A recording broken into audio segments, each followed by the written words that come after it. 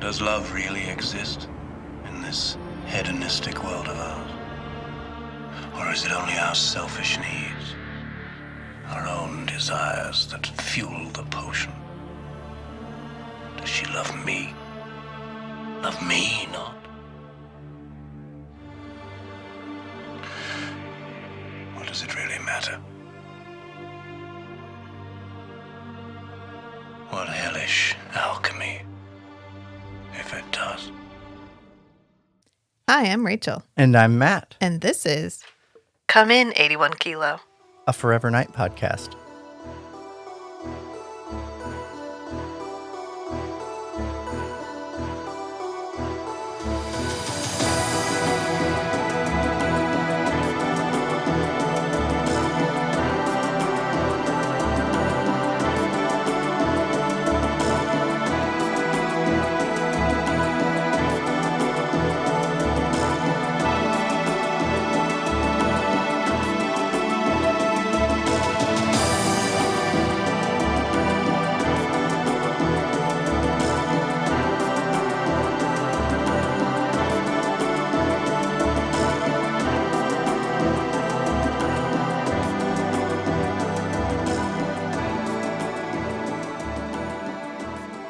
Welcome back, friends. Welcome back. I did it in reverse.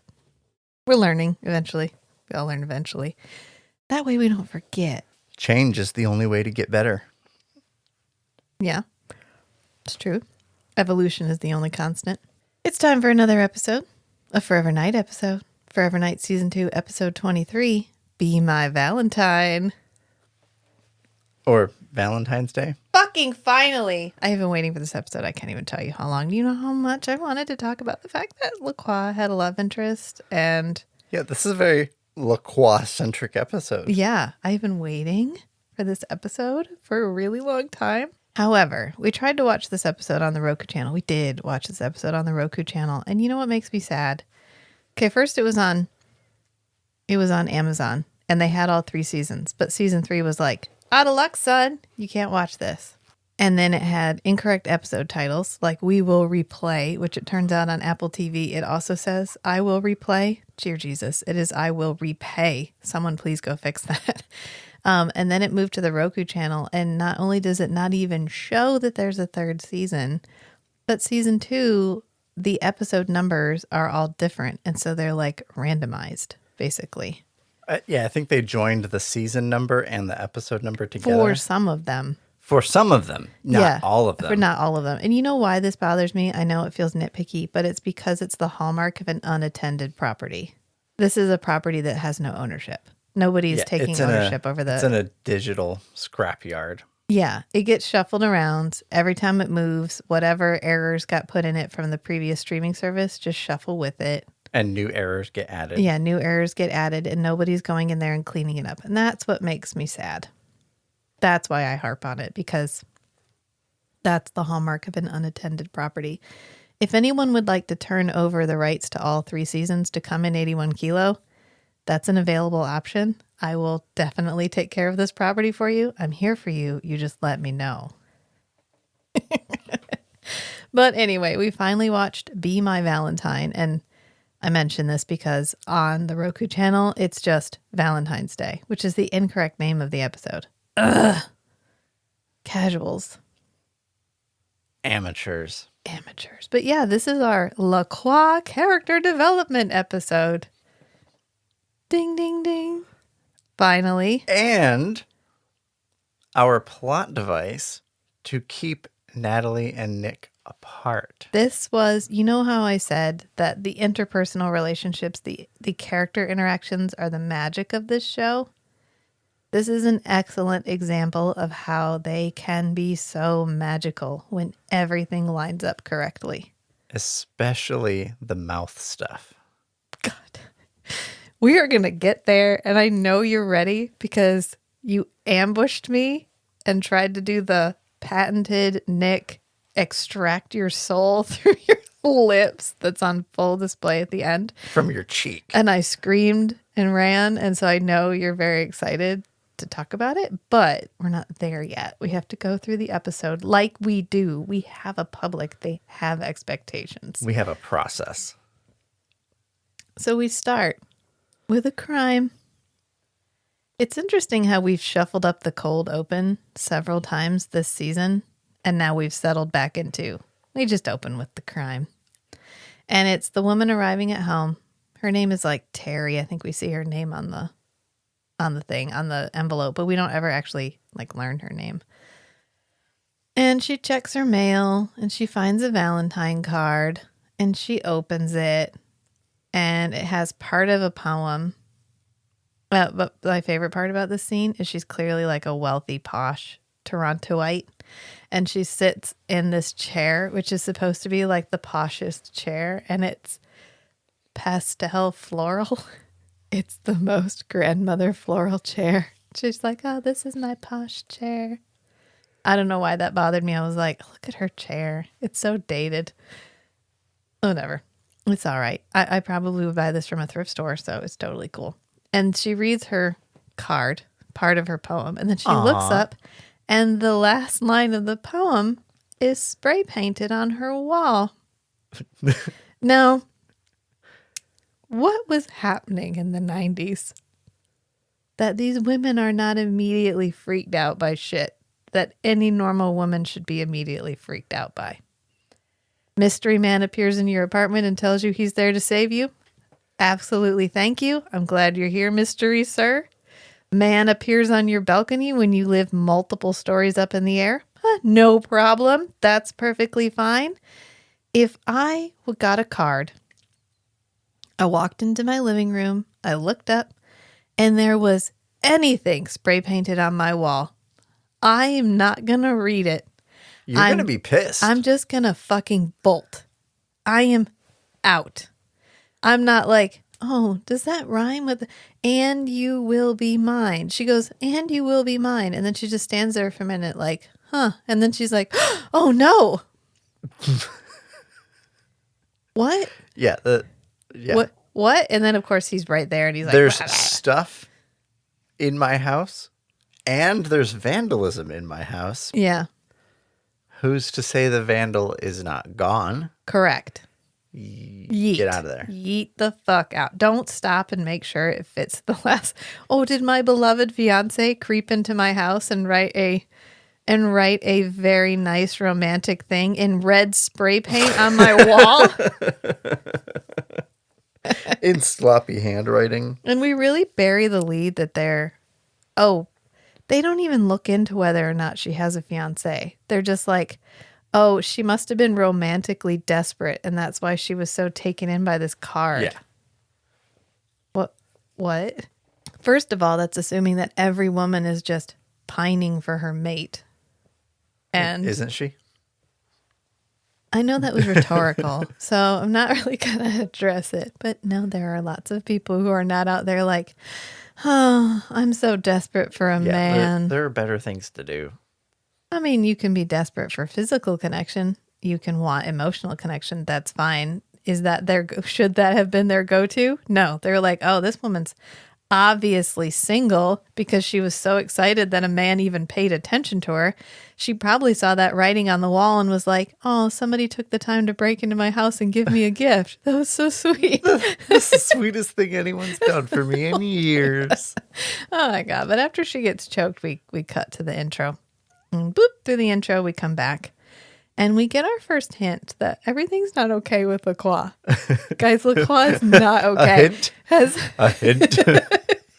Has anybody checked in with LaCroix lately? Because love, a blip on the monitor of involuntary human response, a hiccup of emotion when compared with envy, hatred, lust. And just who was this Saint Valentine? The bishop, Roman 3rd century, got his head sliced off. Ouch. For marrying lovers against his emperor's decree. You see, Claudius II believed that men made better warriors unmarried. Power comes with the absence of love. Love drains us of our strength. We never learn, do we? He's not okay. He is not okay because he goes on this rant about love and he's like, what is love? He's like, it's a blip on the monitor of involuntary human response, a hiccup of emotion when compared to stronger emotions like hate And hunger. and lust. And then we get like a mini flashback and we know it's Lacroix remembering something. Is And this where he's talking about like Saint Valentine and yeah. He Yeah. goes, what is Saint Valentine? He's just a 3rd century Roman guy who was marrying people against his governor's decree. And he got beheaded because they believed that men fought better when they weren't married because love makes us poor warriors. And he's like, was he wrong? But this whole premise is flawed. yeah, he gets a mini flashback and we see a woman looking up, assumably at Lacroix, going, Lucien, please take me. And then he like comes back and he's like, ugh, love. And okay, that happened. And then we go to Natalie, and Natalie and Nick are hanging out because we go from there to like he dials up the whatever on his little switchboard, his little soundboard, and then we cut to a picture of the radio, and Natalie's like, "Is Lacroix okay?" She's like, "Is he talking about love?" Why do you even bother listening to him? I know, and Nick is like, "Meh," and she's like, "Well, why do you listen to him?" And he goes, "Because he's so down, he brings me up." Oh, she says, "I don't know why someone hasn't snatched that up yet." And he's like, "Oh, I take it he's not your type." Poor Lacroix. He's in pain, you guys. And He's suffering, and you're laughing at his you suffering. are laughing. Well, you know what? It's fine because he'd laugh at their suffering. Oh, yes. Yeah, Yes. yeah. No hesitation. She says, "What insanity compels you to tune him in?" And he's like, "I don't know. Maybe he's so down he brings me up." But apparently she's there doing science because we haven't done any science in a really long time. He hasn't drunk any shakes. He hasn't had to take garlic pills. She hasn't been pushing him out into the sunlight to see if that helped. Maybe they took a hiatus after he ran off with medication and went on like a rampage and then had a fang erectile dysfunction. Right. Right. But she's testing his cells. I don't know. She For scrapes something. some, quote, underexposed cells, which involves him actually unbuttoning his shirt, which must have physically pained him because it's usually buttoned all the way up. And then she's like, well, it's not having any negative side effects.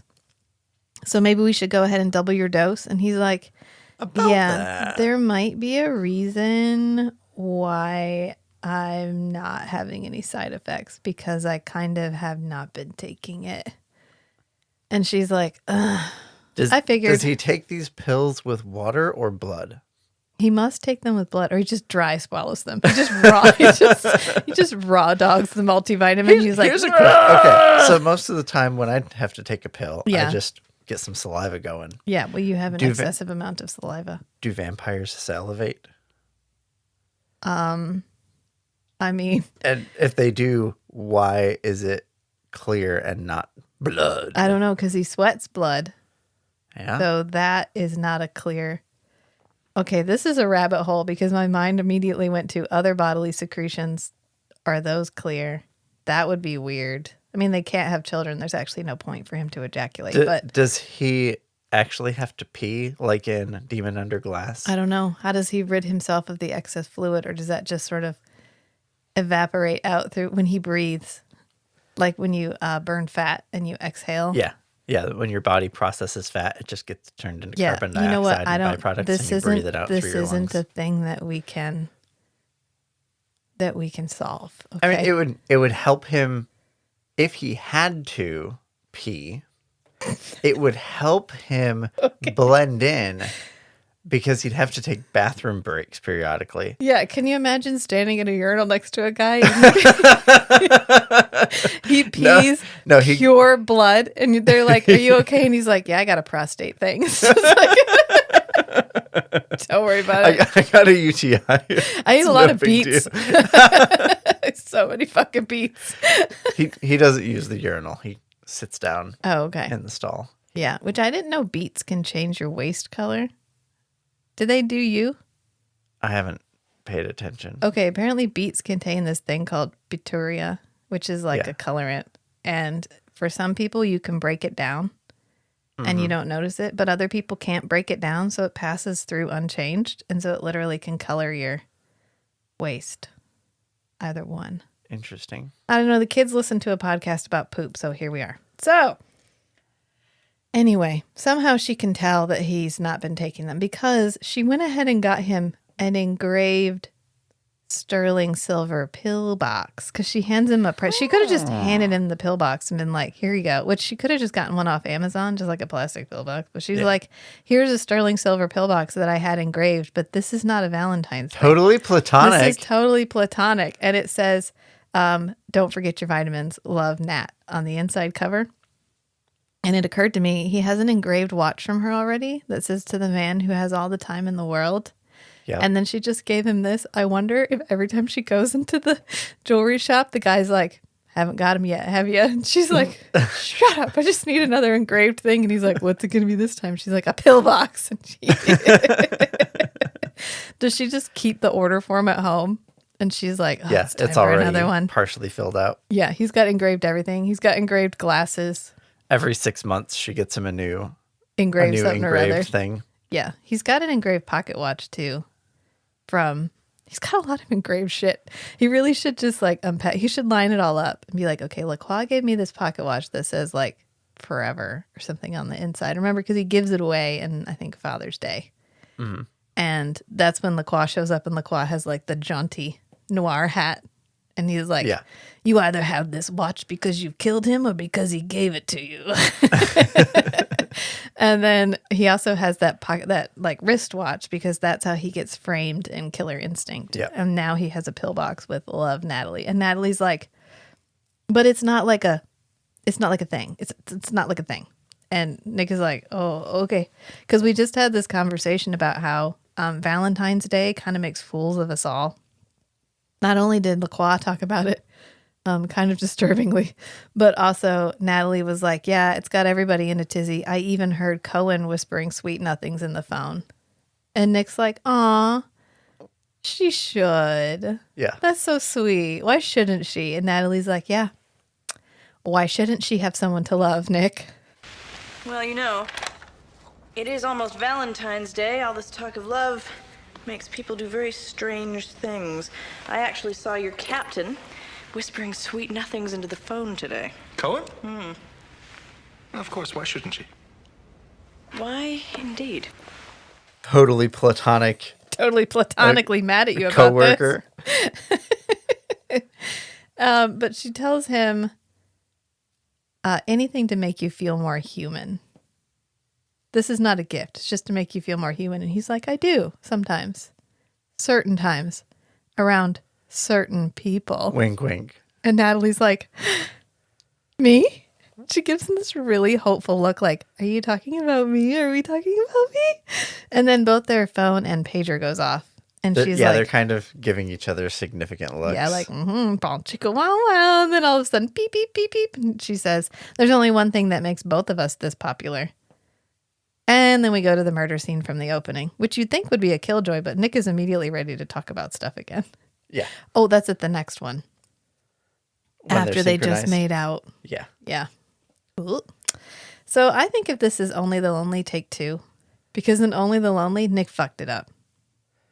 Yeah. And this time he doesn't have competition. Yeah. This time he doesn't have competition because Natalie's wise. We know that because she just had like a trauma flashback a couple of episodes ago where she was like, that's how men get you. They make you trust them. And then as soon as you let your guard down, they violate you. Okay, Natalie. And so now we're trying that again because this is a high-powered career woman who was immediately wooed by poetry and just a brief moment of attention.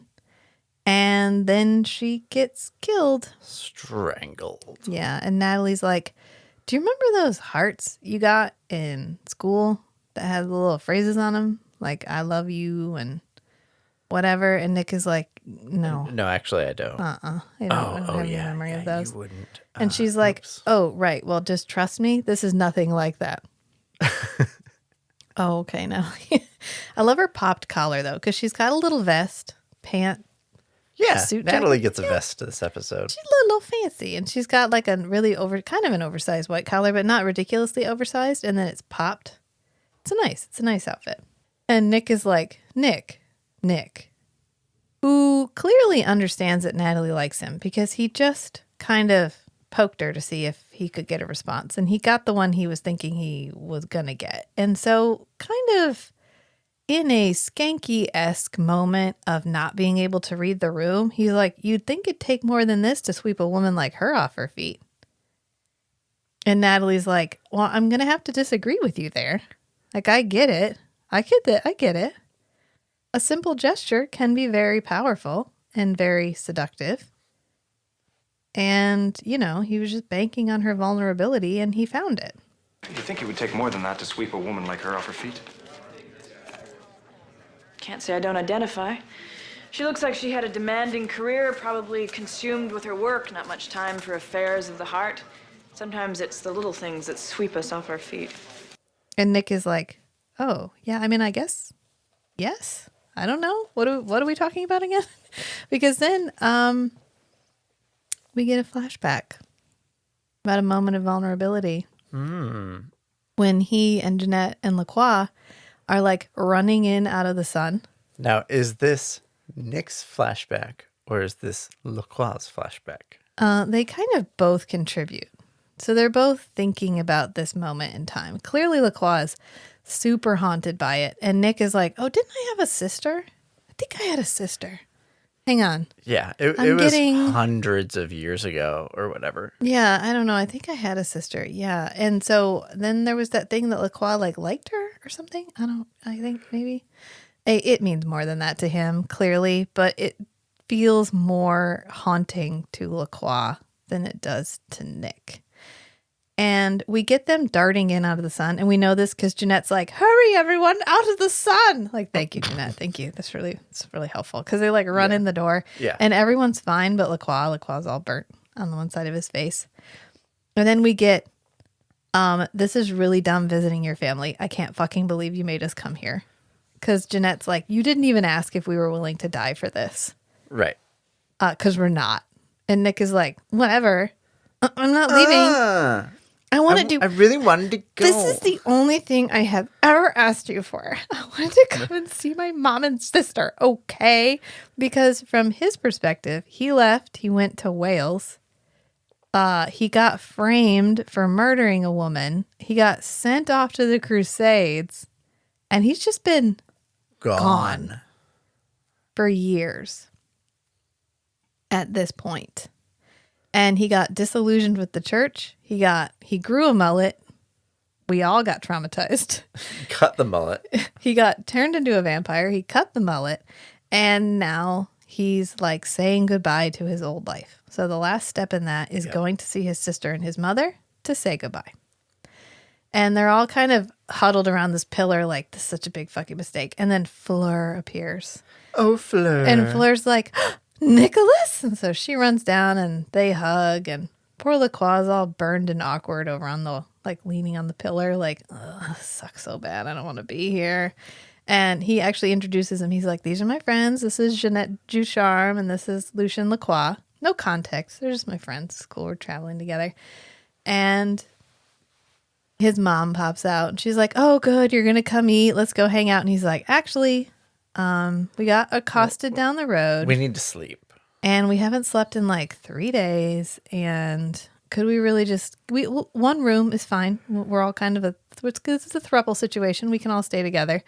We can stay in, and is there a room without windows? Just so it'll be nice and dark so we can sleep, even though it's daylight, that kind of thing. And she's like, well, you look so pale. No wonder you must be so tired. And so he ends up like coercing them into like, okay, let's sleep. And then tomorrow I'll tell you 85% of everything that's happened to me. Okay. And they're walking off with his mom and Lacroix gets ready to walk and he faints dramatically. into Fleur's waiting arms. Oh, Fleur. Oh, I love this flashback. You know, Lacroix gets to be so one-dimensional sometimes, and then we get these glimpses of the fact that he could be a three-dimensional character and how beautiful that would be. And then we finally get an episode where he gets to do something other than be like smugly angry at Nick the entire episode. But yeah, he does get to be smugly angry at Nick this episode, but For reasons. now he has a reason. For reasons, instead of just being like, I'm a megalomaniac asshole. I'm preparing you for the real world. It's like, you fucked with me. You did something to me that you can never take back. And I am never going to forgive you. Lacroix could have just gone back and talked to Fleur. Okay, well, we're going to get to that because I have feelings about the final decision of what happens with Fleur. And we're going to talk about it when we get to that showdown, like the Nick Lacroix for Fleur showdown. But she faints. And then he actually looks down at her. And instead of using a clip of him looking down at her, we use the clip from earlier where she's like, Lucien, Where she's wearing take a me. different dress. Yeah, and you can see her shoulders. And then when we cut back, she's back into the other outfit. The smock outfit. So they must have forgotten to film that, or they needed to insert it or something. I don't know. It doesn't make a ton of sense, but whatever. Who cares? That doesn't change how I feel about this it's all episode. good. And then we come back and Cohen is like leaning on this piece of furniture, just like smearing her handprints all over this active crime scene. It's because she doesn't get out of the office Did much. you lick the wall too, Cohen? You want to leave a DNA sample over there next to your fingerprints? And she's like, oh yeah, you know, there was a killer just like this out in Montreal last year. He killed 2 women out there too. Let's clip Cupid's wings because Valentine's Day is in 2 days, gentlemen, and I don't want to see this become a serial killer situation. And they're like, cool. And Skanky, giving no real fucks about what Cohen just said, is like, I gotta call the guy about my 2-for-1 ticket special to Las Vegas. And Nick is like, Las Vegas? I thought you were going to the beach.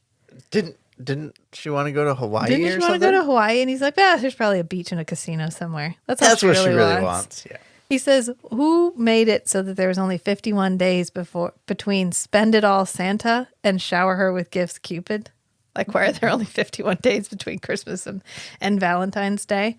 And Nick is like, do you remember the last time you took her camping in Buffalo instead of on the Caribbean cruise she wanted to go on? You remember how that came out? And he was like, yeah, it was fine after I put up the mosquito net.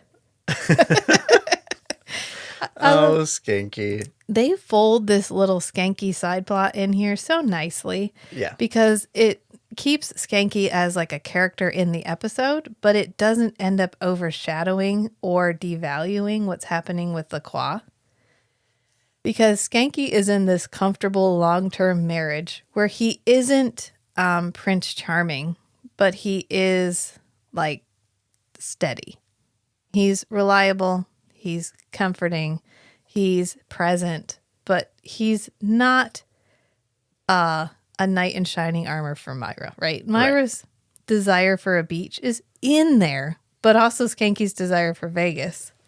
And so he's like, well, it's fine. She'll find something she likes in Vegas. Everybody will find something they like in Vegas. Vegas has something for everyone. And Skanky goes, you know what? It's because women don't even know what they want.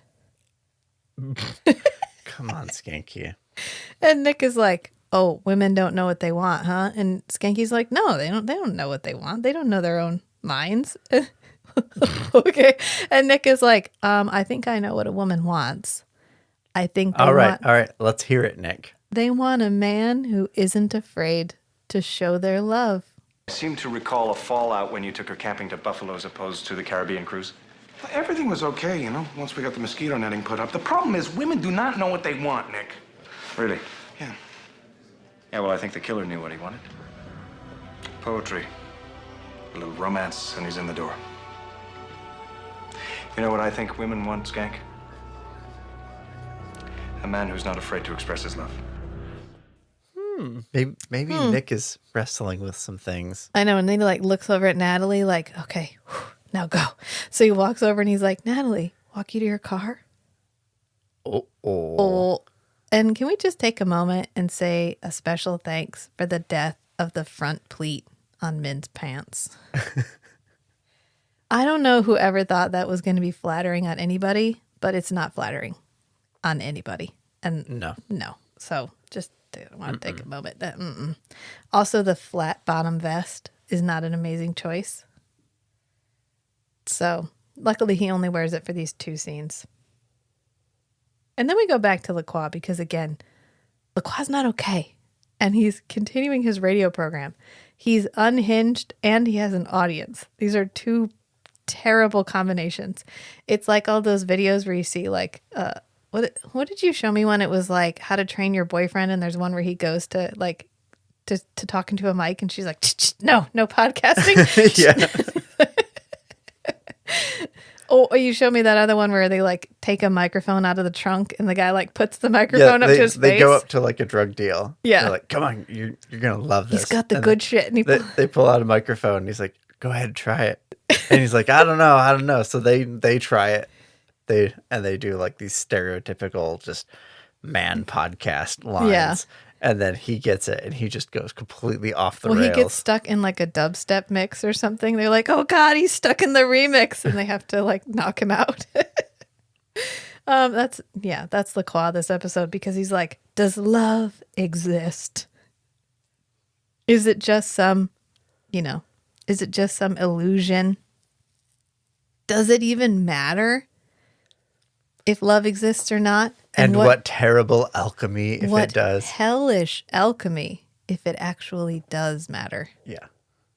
If you have actually fallen in love, isn't that shit? And then we go right back to the flashback. And this is like Fleur is sitting out reading in the garden and LaCroix comes out and he's like, a good book is hard to put down. And this is such a sweet, she's not like other girls moment because she's out reading and she's like, oh yes, I love the stars. I want to learn everything about them. It's my newest obsession. And he's like, it's a very old one of mine. Like, she loves the stars. I love the stars too. And I think we have so much in common. This is so sweet. This is so fucking sweet. I love this flashback so fucking much. And he takes the book and he sets it on the other side. And she's like, oh, what benevolence flows through your veins that you have healed so quickly? And he's like, oh, no, it's not benevolence. I believe I was healed by your touch. By the warmth of your touch. And she goes, you flatter me. And then she goes, but what troubles you? Because, of course, Nigel is getting to flex his acting muscles finally. And he's sitting there like, oh, God, I'm falling in love with this woman. Oh, God, I am falling in love with this woman against my will. I do not want this to happen. And then he pulls out this flower, which she clearly has picked for herself. There's just a bundle of flowers behind her. Some cut and he's flowers like, behind her. oh, here for you. And he's like, oh, I didn't work at all. It's like if I stopped on the way home and bought a bouquet and I had it out on the table and you pulled one of the flowers out and you were like, I got this for you. Out of the bouquet that you bought for yourself. But it's cute. It's a cute moment because he pulls the flower out and he goes to hand it to her. And of course, at this point, Nick and Jeanette have come out the door and Nick's about to be like, oh, hell no. That's exactly the vibe. And Jeanette's like, no. Jeanette's like, shh. I love love. Just let this happen. It looks like it's mutual. She's like, no. This is not, just let this happen. It's totally fine. I get Nick's point of view here. We know full well LaCroix can hypnotize anybody into anything, and this is his little sister. And Jeanette is totally downplaying how dangerous LaCroix is. Yeah. Or how dangerous LaCroix can be, and usually is. I mean, imagine what he has seen LaCroix do at this point. And LaCroix has been telling him for years, probably. Like, no, you just kill people. It's fine. You fall in love with them. You eat them. You give forget no them. Thought you eat to another these person. Mortals. Yeah. You find when you eat them quick. You find when you fall in love for a couple of days. You eat them then. Whatever. It's like chiclets. You just pop a couple. You can't. It's like, what are the chips? You can't stop at one. Whatever. Yeah. It's fine. And then he's seeing this serial killer fall in love with his little sister. And it's like, oh no, this is not happening. This is not how I imagined this going. But Jeanette's like, shh. And he doesn't even necessarily know that Lacroix's falling in love. He Yeah. just sees Lacroix doing the same thing to his little sister that he has done to countless other women. Yes. And, appear infatuated with them and maneuver himself into their good graces so that he can take advantage. If they've been together 2 years, it's possible he has seen Lacroix murder 500 plus people. Yeah. And here he is with his little sister, and he's like, mm. And then he hands her the rose, and she cuts her finger on a thorn, and he does the like, oh, and he ends up just like gently touching it to his lips. Like, I could have taken that as a moment to just have my way with you, but instead I will touch you with my gentle lip touch. Mwah. And Jeanette's like, oh, so cute. I've never seen him like this before. And I wanted to point out that actually the dress that Fleur is wearing is the exact same style dress that Gwen was wearing in the Queen of Harps episode. It's not the same dress. I think it's different fabric, but it's the exact same style with the same trim and everything. Yeah. And then Nick is actually re-wearing his outfit from Queen of Harps. And I wonder if this was a budget restriction. If they were like, okay, well, we built this set, so we don't have a lot of money left for costumes. Maybe we can rate it and see if we can figure out something else. It works. It's fine. It's all period appropriate as much as Forever Night is ever period appropriate. It fits. It doesn't feel anachronistic. Let's put it that way. Right. So it's fine. And then we come back and Lacroix is still talking about love. And he's like, he sounds so tired. Like Nigel Bennett is crushing it this episode because you get that this is a time of year that reminds him of, he had a fated mate. He had a fucking fated mate. And she died. And Nick talked him out of it. And he's never getting her back ever again. And he has to face eternity knowing he had love and he lost it.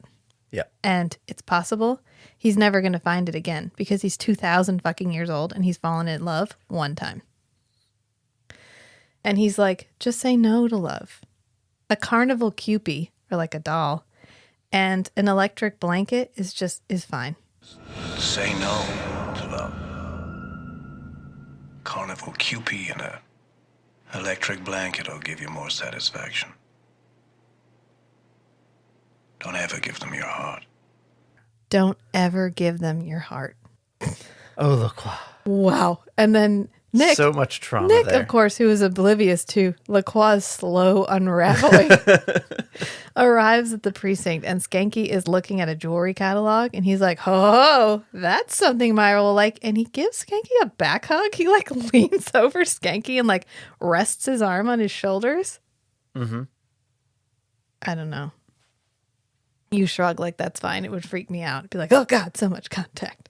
And then physical contact and me have a troublesome relationship, but he like back hugs him and Skanky's like, yeah, but my accountant won't like it.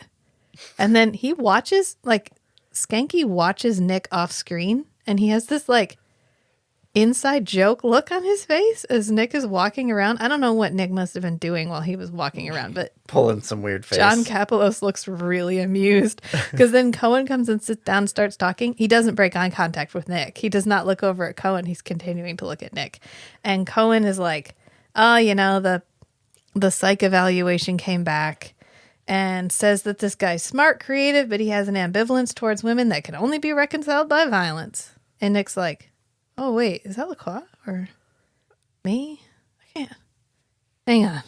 Skanky's just like, the old love-hate thing. Yeah, the little love-hate thing. And then Nick pulls out his pillbox because he's thinking about Natalie, and so he has to, like, fondle his pillbox. So he pulls out his pillbox, and Skanky's like, whoa, did you get drunk and I missed it?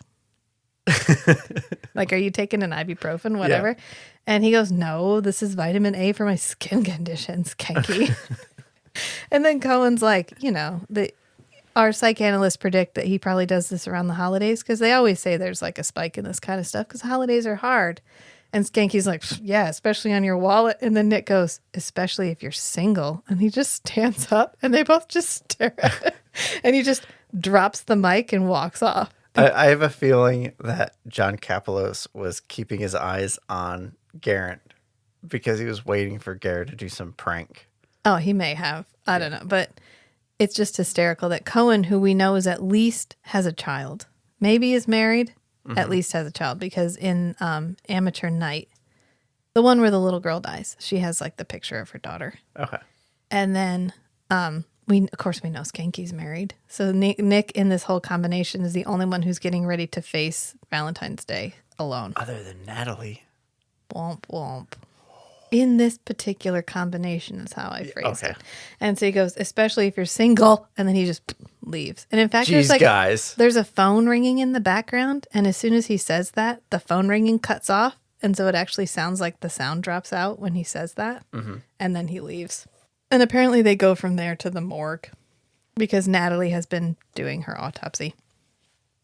And she's like, yeah, this lady had the shit choked out of her. The grip was so strong it displaced some vertebrae. That's a strong grip. Yeah. That's it's a lot of book handling, I guess. And Nick is like, yeah, physically strong, but inept in relationships. I know the feeling. And he's like, any woman who's romantically neglected is a target. Yeah. just to get Skanky riled up. Well, Natalie goes, she does this look like, you can stop calling me out. I get it. Okay.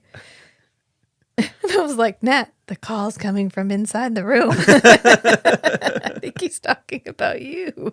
He doesn't know he's talking about you. And then Skanky's like, romantically neglected. Shit, I need to go call Myra. She's probably done washing the cars by now. And Natalie goes, Nick says, poor Myra. And Natalie replies, Skanky's no prince, but at least he cares. Mm-hmm. And Nick is like, oh, shit. Okay. Natalie. Hey, how you doing? Like, she tries to engage him in conversation, and Natalie gets this look of abject terror, which I completely agree with. Like, I would have done the exact same thing. Because normally whenever Skanky leaves, Nick is like, okay, well, I'm on the case. See you later. And so he leaves. I'm going to talk some vampire shit with you. Right. But instead, he's just like, how are you? So, how you doing? How you doing? And anytime somebody asks me a direct question about myself when I'm not prepared for it, I'm like, bye. What do you want? Do you need something? And in Natalie's case, she's never been in this, like, there's a precedent. There's a pattern of how Nick behaves in this context. Right. And he's breaking the pattern. Yes. And so now she doesn't know what to expect. Yeah, she's because like, anytime he's acting unpredictably, there's usually something bigger going on. Yeah, he's still the predator in the room. He's Nick, but he's still the predator in the room. So as soon as he focuses in on her and then asks her a direct question, and she's like, what? And he ends up, having kind of a sweet conversation with her. Doesn't do a whole lot eventually she kind of softens up, but it's still like, this isn't the pattern. Who are you? What's going on? And then we go immediately into a flashback, and it's Nick arguing with Lacroix. And he's like, you cannot possibly be in love. You do not have a shred of humanity in your body. And Lacroix's like, normally I'd agree with you. Have you forgotten your own lessons? Yeah, he's like, you've been telling me for years that I need to let go of my mortal compunctions. And Lacroix's like, heard, thank you. I don't need you to repeat my lessons back to me. How do you think I fucking feel about this? Do you think I like it? I'm falling in love against my will. This isn't something I asked for. At least he didn't say against my better judgment. Yeah. He's just like, this is happening to me. This has never happened to me before. I'm completely out of my element. Do you think I like feeling? And then he stops and he's like, love? And he just leaves. And then he says he's going to call her. That's what Nick tells her. He's like, so if I have any updates, I'll call you, okay? And she's like, yeah, go ahead. You can call. Yeah, call. And then Natalie is unloading her groceries, getting ready to go into her apartment, and we're doing the steady cam around the corner as if somebody is watching her, which means Nick is just loitering in the hallway, waiting for her to get home. Waiting for her to get home. How long has he been here? Is he standing with like half of his face behind the wall and then the other half, like his one eye peeking out? I will say, though, this is an improvement.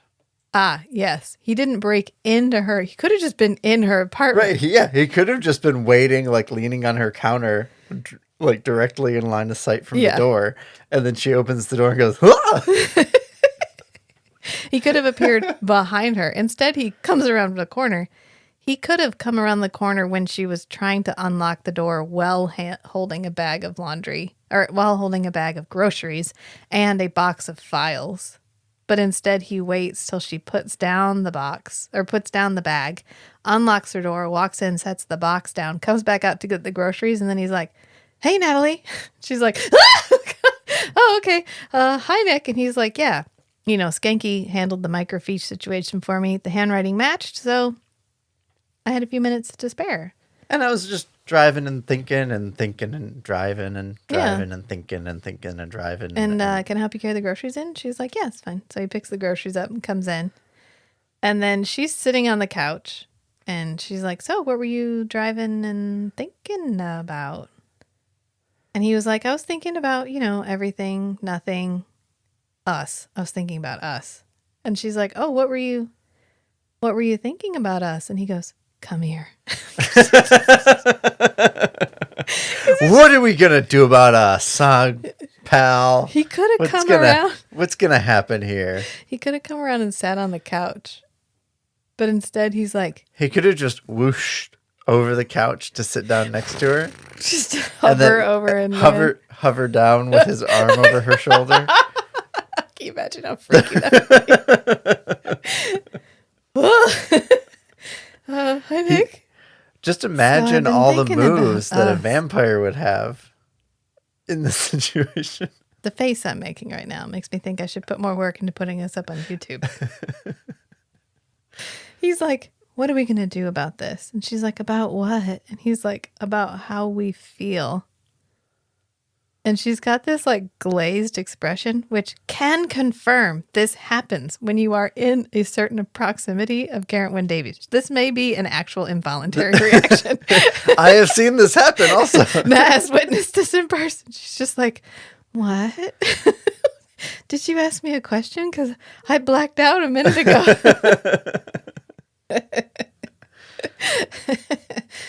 And then we go to a flashback.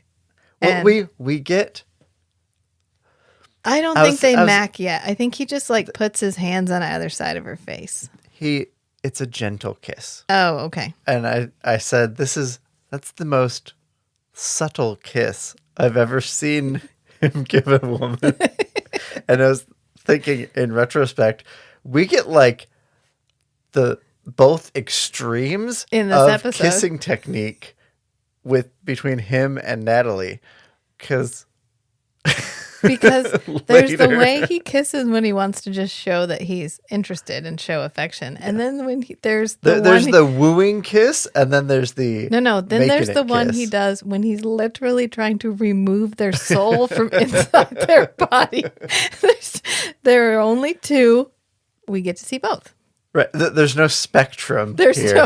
no in between. There's point A and there's point B, and there's no line in between. Okay, so we get A and B. But we get a flashback, and this is Lacroix like perambulating about the garden with Fleur. And he says, "If I could spend the rest of my days, not his life, his days, on this quest," because she's like, "I just wish I could know what the stars are made of. Like, I wish I could just learn everything. There's so much that I'm curious about."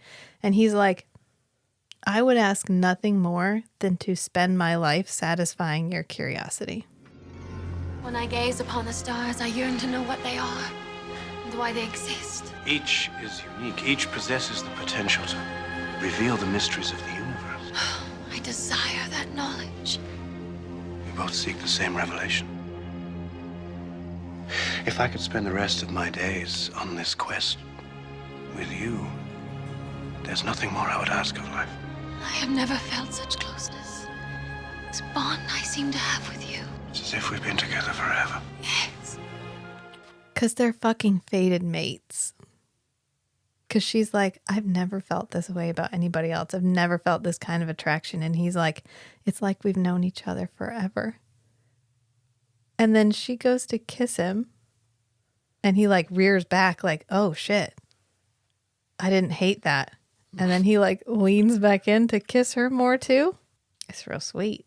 Mm-hmm. This is probably more romantic than if you smushed point A and point B together.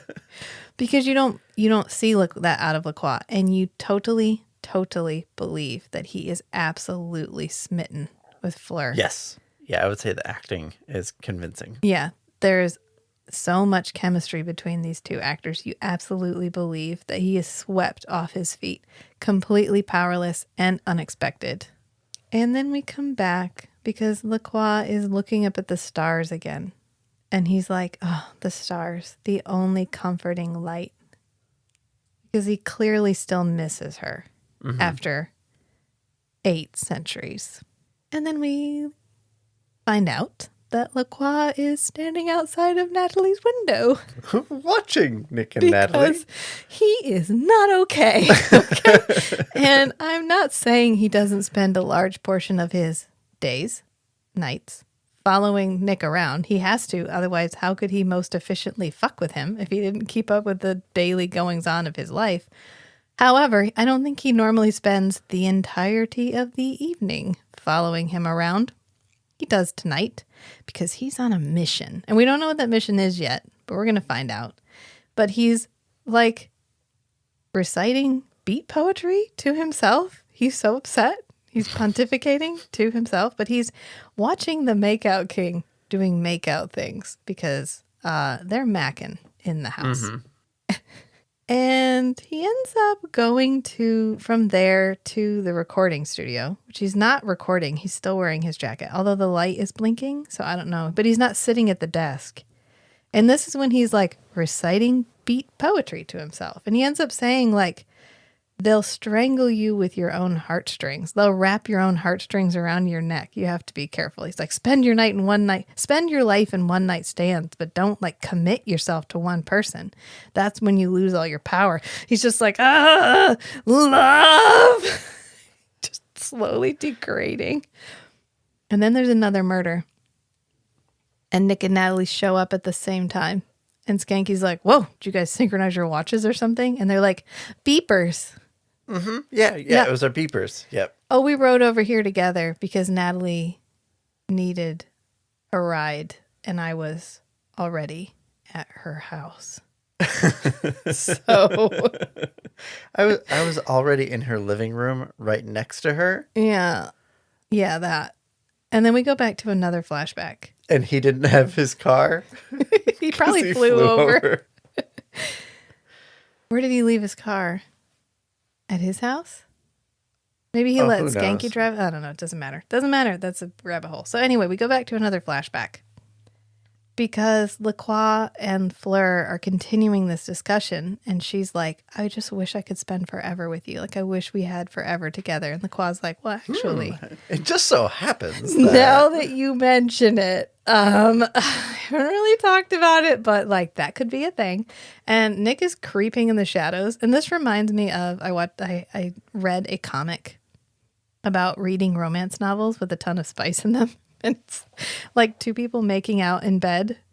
And then they look over and there's a lady just standing there. And she's like, it's okay. Keep going. Just pretend I'm not here. Because that's what it feels like reading those types of books. But he's like lurking in the shadows. Because Lacroix's like, we could be together like forever. All I have to do is like one little thing. And so he like rears back, prepares to bite Fleur. And then Nick runs in and like pushes Lacroix off and shoves him up against the wall. And Lacroix's like he was, interrupted. Yeah. He's all jazzed up for this. He's having a hard time coming down from it. And Nick does the whole face transformation thing. And he's like, this is what we are. This is what he is. We're monsters. We're evil. And you don't want to be like this. And Fleur's like, oh, I've read about this. Yeah. You guys are like vampires, right? Vampires. Yeah, no, I'm cool with it. Yeah, that's so cool. Yeah, no, Can we do that? I am completely fine with this, Nick. And Nick's like, That's not what I was hoping for. That's not what I was hoping for. She's like, oh, that old thing. Yeah, I don't give a shit. I want to be with LaCroix. We could be together forever. And Nick is like, no, I hear those words coming out of your mouth, but I don't think you mean what you're saying. So I'm going to go ahead and make this decision for you. Okay. I have problems with this. I get where we're going. I get that this ramps up the drama. It gives us LaCroix angst. It gives us a lot of explanation for why LaCroix has just been aggressively fucking with Nick for years and years and years. I don't know why we didn't remember this when he'd fallen in love with the ballerina lady, but that's okay. So I get it. But at the same time, poor Fleur got no agency in this. I agree with the argument that Nick makes to LaCroix. Yes. That it's her purity that you're in love with. And if you turn her into a vampire, that's going to destroy the thing about her that you love. So you should be aware of that. Right. Please don't do it because this is my little sister. And on some level, LaCroix must agree because he doesn't do it. Right. But to take away all of Fleur's agency. Yes. By hypnotizing her and wiping her memory. Dude. This is a moment where it's like, LaCroix, let's stay for another couple of weeks now that she knows what you are. Why don't you walk her through what life is like?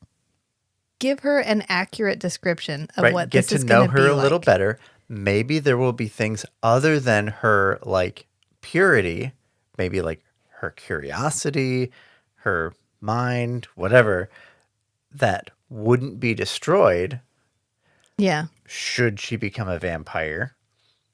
Because obviously my sister's into this. I don't want to deny her a life of happiness, potentially. And, well, I guess he doesn't really know at this point in his relationship with LaCroix. If something could keep LaCroix busy, Nick's life would be way better. Precisely. He could have saved himself so much trouble if he just had one other thing to bother him. 800 years of trauma. Yes.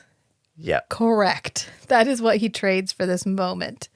This one moment of, do you really know her that well? Do you really think this is a good idea? Buys him 800 years of, oh, you liked that thing? Joke! I killed it. One night of fucking around gets him 800 years of finding out. It absolutely does. Of course, we're ascribing a lot of reason here. Nick is very young. He's still only like 30. Rationality is the first casualty, or reason is the first casualty of strong emotion. That is correct. As we learned in Dune Messiah. Right. And both of them are inexperienced in love. The only time Nick has fallen in love at any point is really Gwen, I guess, the harp lady. And she got murdered, so look how that fucking turned out. And then LaCroix has never been in love like this before. And I have more I could say about that, but it's fucking spoilers for season 3. So we're going to have to revisit this. But he's not really had any kind of a healthy relationship. Let's put it that way. His other relationships have all ended up truly fucking disturbing. And so this is the first time that he's ever been in love with someone. And he's in love with the fact that, I think he's in love with the fact that she wants nothing from him. I think that's what he means from purity.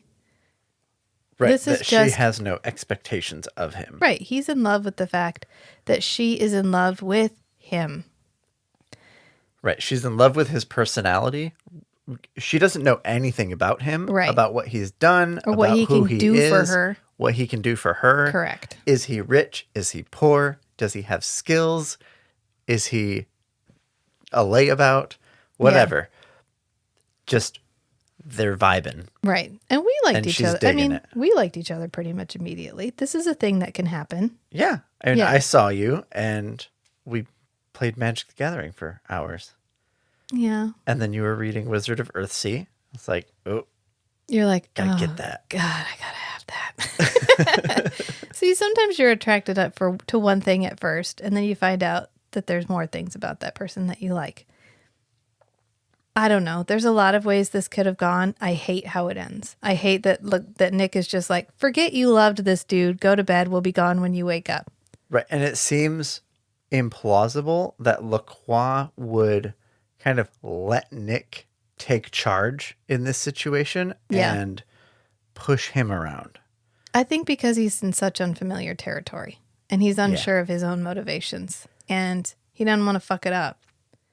Because this matters. I get this. This is totally unexpected. So he is completely just removing himself from the situation because it matters so deeply to him. So he's letting someone else make the decision. And he lets Nick make the decision.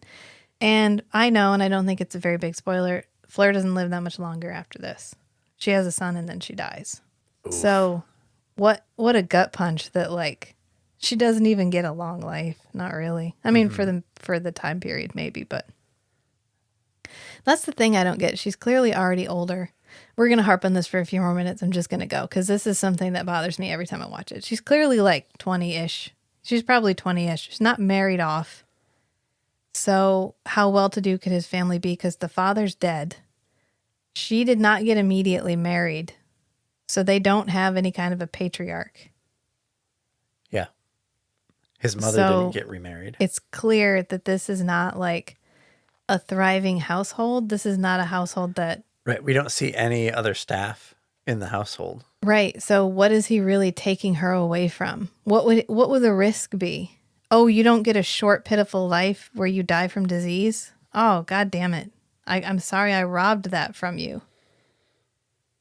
Yeah. And she's had all this time. I think what really bothers him is just, one, he doesn't know LaCroix that well. He was changed without really being given any information about what that change was going to mean.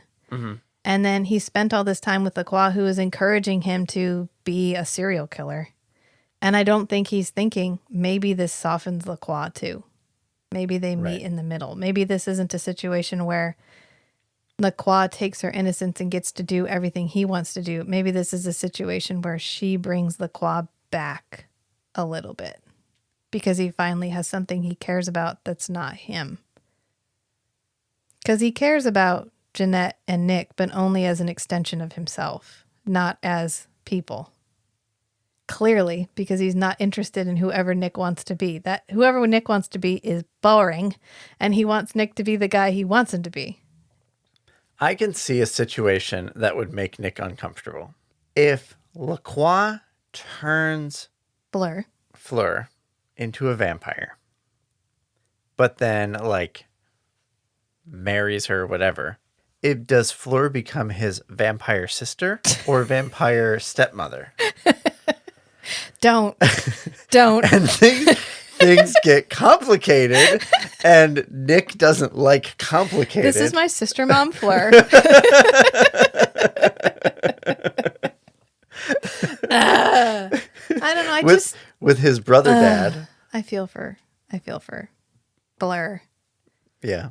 And LaCroix. Fleur I feel for mostly loses Fleur out, but LaCroix's the real, like, I mean, all of them, because suffering. Nick is like, woohoo, I'm immortal and I get to spend eternity doing whatever the fuck I want. Oh no, I don't want that for my sister. She should. What? What? I don't get it. I don't know. This is what always, you know what? And it's supposed to. The fact that this has invited this much discussion is exactly what it's supposed to do. You're not supposed to know where you fall. You're supposed to kind of feel for both of them. Yeah. You're supposed to feel for LaCroix because he's lost the love of his immortal life, his fated mate. And you're supposed to feel for Nick because Nick did what he did out of love for Fleur. Everybody did what they did because they loved Fleur. Fleur didn't get to do what Fleur wanted to do because Fleur loved Fleur, but that's okay. I mean, it's not the 90s. That's the real travesty here. Yeah. That's the thing that bothered. Nobody was like, Fleur, would you like to go out and watch LaCroix eat dinner and then come back and tell me whether you want to do this or not? Let's have a vampire. What do you call it when you have like a really short lesson about something? like a crash course, or Yeah, like let's have a vampire crash course where we do all the things, okay? you come out with the three of us, and you get to see what vampires do. Yeah, we'll go eat. We'll fry in the sun for a little bit. We'll sleep all day. We will not be able to eat or drink anything anytime anybody asks. We'll fly, which honestly, we probably shouldn't do that because that's going to sell you on it. Sorry. So we'll skip the flying. But we will definitely go kill somebody in your presence. Cool. And then you can decide because she may know what vampires are, but it may not like register. Right.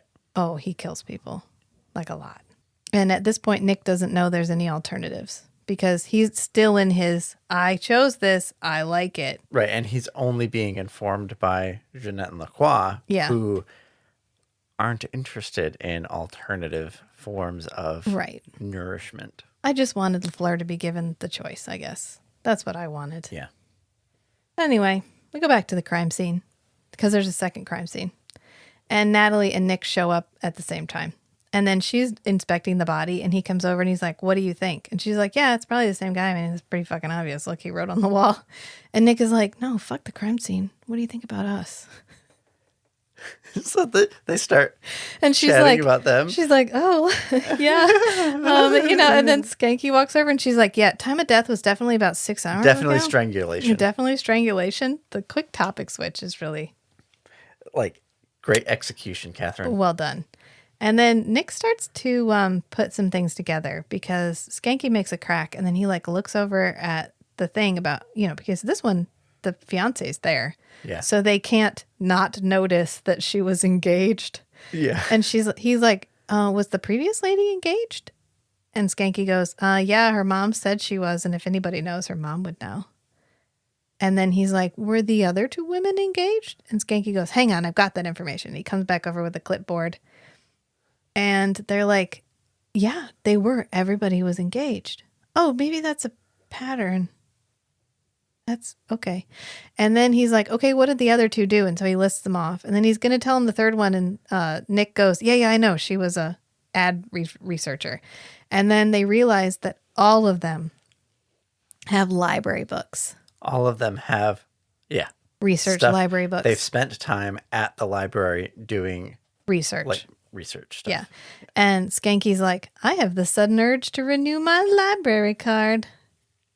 So they go to the library and Skanky immediately goes upstairs, but Nick goes to the desk and he's like, and this can you is tell like me? the most skilled investigation questioning that I've ever seen Nick perform. Possibly because it's the only one. But he walks in and gives her the books and he's like, can you tell me where these came from? Like what areas? And she's like, actually, these came from a bunch of different areas. They probably came through central research. And he's like, oh, okay. I'm looking for this guy. Oh my gosh, I forgot his name, but he's a new guy, just came here from Montreal, works in research. And she's like, oh yeah, you mean Stan.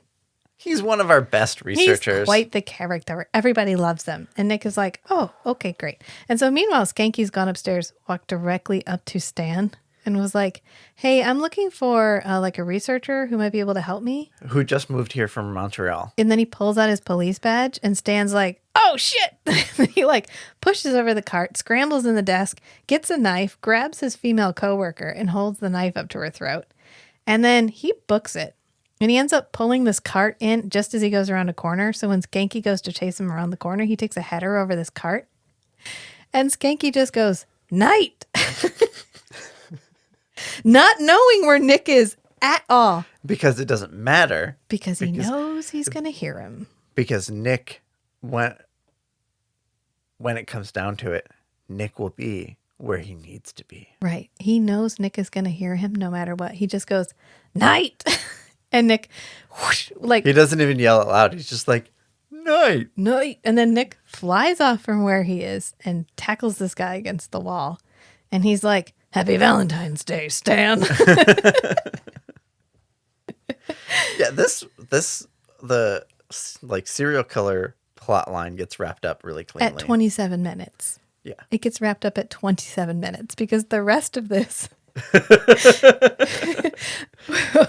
They came to play and they played. And so, we're going to get to the good part of this episode now because, of course, the guy's immediately like, they loved me, but they were leaving me, and they were all my girlfriends, and they were getting married, and I like to make them laugh, and I just wish I could make them laugh. And Cohen's, of course, doing the questioning so that Nick can stand in the room and watch. With Natalie. And Natalie's like, I can't help but feel like he was in love with an illusion. It's all just an illusion. And Nick is like, reap, reap, reap. Like, uh-oh, that might be about us. So he turns around. He's like, Natalie, are you okay? And she's like, yeah, it's fine. It's fine. And he's like, do you think we're an illusion? And she's like, no. That's not what I'm definitely not about. wrestling with that concept in my head. And then we have our final Fleur flashback where we get Nick and Lacroix debating over Fleur without Fleur really getting a say in it. And this is where he's like, you're in love with her innocence. And the first time you bite her, that innocence is gone. And then what will you be in love with? And she'll be a vampire. And a cold-blooded killer. You'll be stuck together in a cycle of hatred for all of eternity. I want you to be stuck in a cycle of hatred with me, Lacroix. What about me? Aren't I your special little new vampire? And Lacroix's like, don't worry, I'm going to hate you forever anyway. It's okay. Our animosity cannot be destroyed so easily. And poor Lacroix, he really checks out. He's like, I can't. I thought I was making the right decision. I don't know how I feel. And this is when Nick is like, look at me, Fleur. Look me in the eye. He's like, go to sleep and forget. He doesn't tell her what to forget. He just tells her to forget. And I love it. The next morning she woke up and she's like, who am I? Where am I? Or she's like, it's my 11th birthday. No, he just told her to forget. What if she forgot Nick but never forgot Lacroix? She came out and was like, Lacroix, hello. And then Nick was like, Fleur, don't talk to him. And she's like, what the fuck is that? That's why you got to specify that shit. Mm-hmm. And this is when Nick is like, not Nick, sorry. Lacroix is like, it's so ironic that a cold, still heart can feel such pain.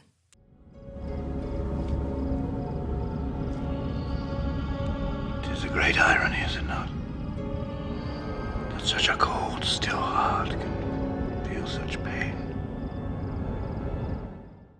Because he's saying goodbye forever. And this is when Nick is like, Natalie, can you keep tomorrow night open? And she's like, oh, I'll have to check my dance card. And then she goes, you got to get home before the sun comes up. And he's just sitting there. And she goes, staring at her. She goes, this is not a drill. And he goes, I know. And then he just leaves. And luckily, Lacroix is lurking in the precinct. He's like, I thought they could sense each other. Can't he tell Lacroix only if him he's listening. Because Lacroix's not even hiding. He's like standing behind the desk. Like Nick right is in the entrance. always oblivious to the presence of other vampires. Nick is always oblivious. Full stop. There you go. Full stop. All right. Thank you for the correction. You're welcome. So Natalie is working in the morgue. And some flowers arrive, and Skanky brings her these flowers, and he's like, whoa. This is very reminiscent of another box of very long flowers that she's received. I said, it's like Only the Lonely Take Two. Yeah. And he's like, I hope I'm at the right theater, and I'm delivering this to the right person. And he's gives her these flowers. And he pulls out the invitation, because she takes a couple flowers out to go put them in a vase. And he pulls out the invitation, and he's like, ho. Natalie, I hope you will join me tonight at the Azure, a gentleman from the 13th century. And he's like, oh, whoever this is, they must be weird. Yeah. Oh, he's a weirdo, too. Hello. They delivered these to the Incorrect Theater. Smashing performance this evening, Miss Lampert. Hang on to this guy, Natalie, whoever he is. He put you on cloud 9. Now he wants to keep you there. Thanks for bringing them over, Skank. Oh, an invitation to dine. Oh, the single life. I remember it well. Which reminds me, did Myra call? I can't find her. I want to let her know what restaurant we have a table at tonight. No, sorry. Dear Natalie, I would be thrilled if you would meet me for dinner at Azure. This evening, 8 o'clock. A gentleman from the 13th century? Okay. And then she goes because she's been invited on a date and she thinks it's Nicholas, but it's not. It's Lacroix. She got the daddy.